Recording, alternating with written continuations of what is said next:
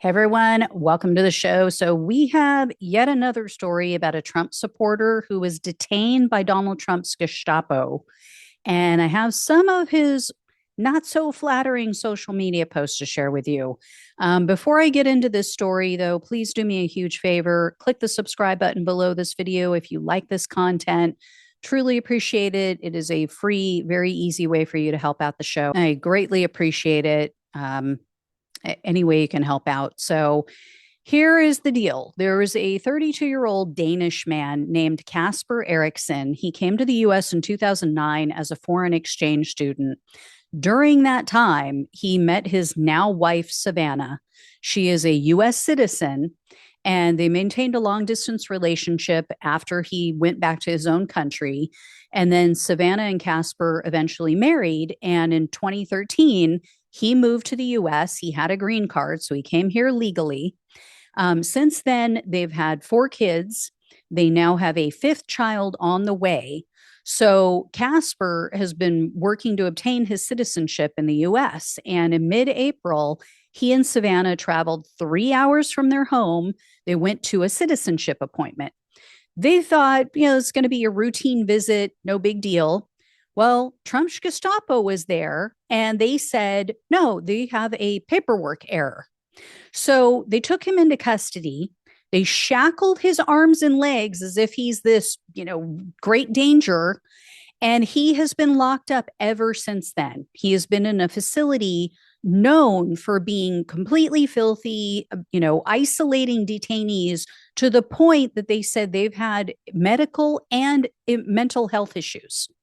And his wife told the press, quote, "What could have been corrected with paperwork has resulted in a month-long detention of my husband and a devastating situation for our children and myself."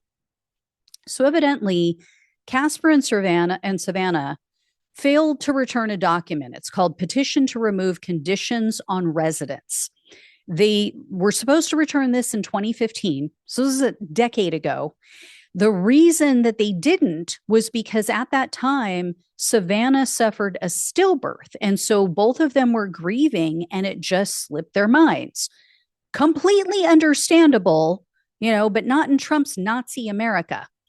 So evidently, Savannah's pregnancy is high risk. And so that makes what's happening here even more difficult and stressful, especially because he was the sole breadwinner for the family.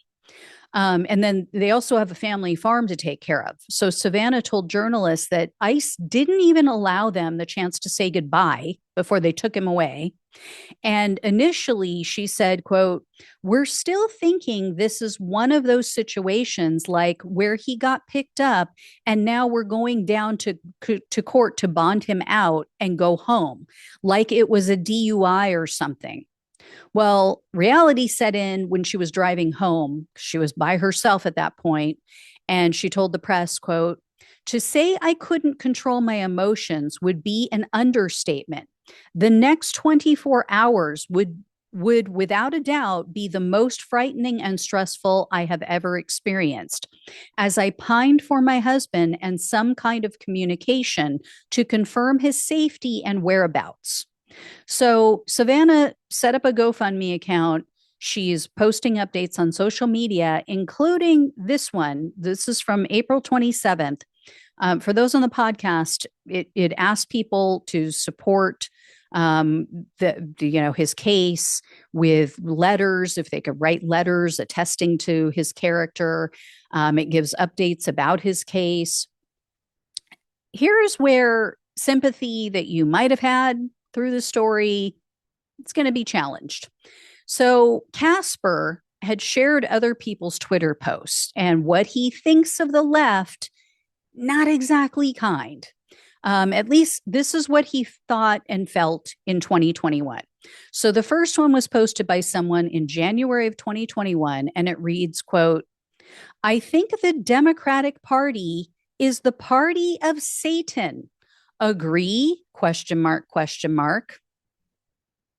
So 11 days after Donald Trump's domestic terrorists violently attacked police officers, broke into our nation's capital, caused millions of dollars in damage, which all of it led to the death of several officers, a couple of Trump supporters, trying to actually steal an election for Donald Trump.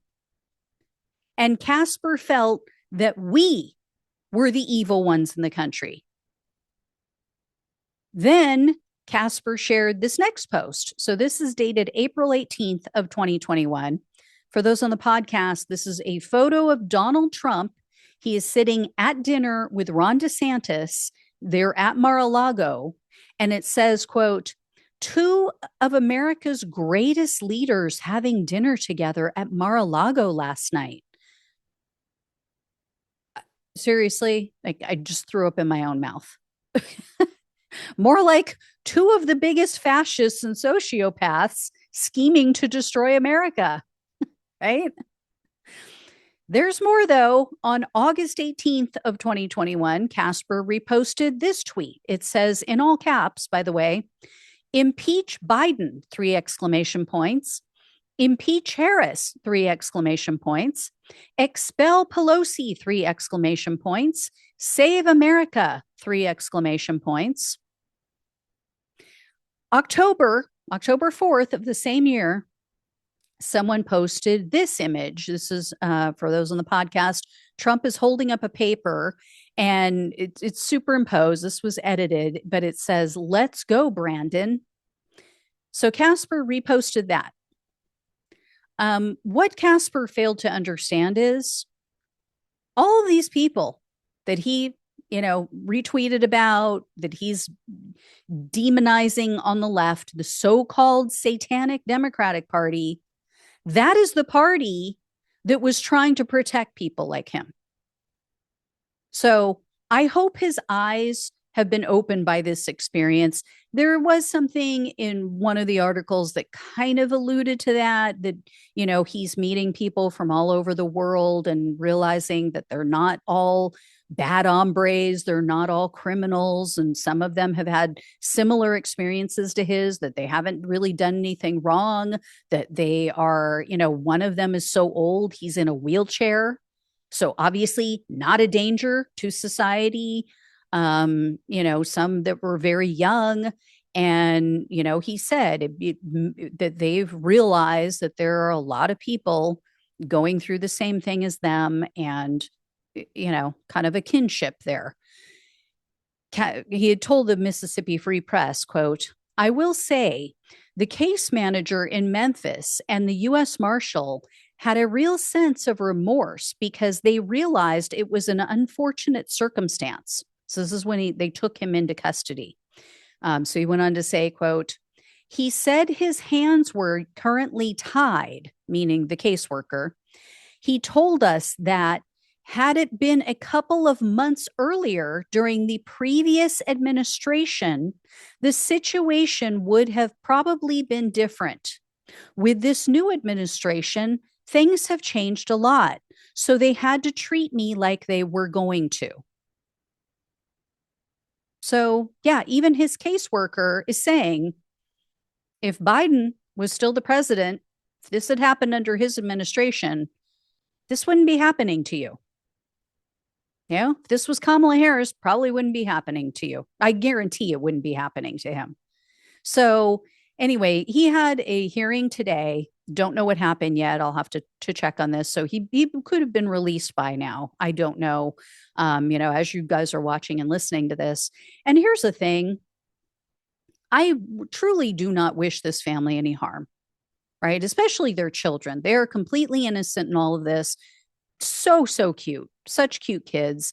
I just hope that they step outside of their right-wing information bubble and realize that their choice to back this narcissistic sociopath is hurting a lot of good and innocent people who, maybe can't afford $10,000 plus to go hire an immigration attorney to become a U.S. citizen. Not to mention the years and years of backlog that they have, that immigration judges have. So it takes forever. It can take a decade or more to become a citizen and thousands of dollars. You know, you have people coming here from other countries that come here with nothing but the clothes on their back, practically, who are desperate and poor, coming from countries that are poor.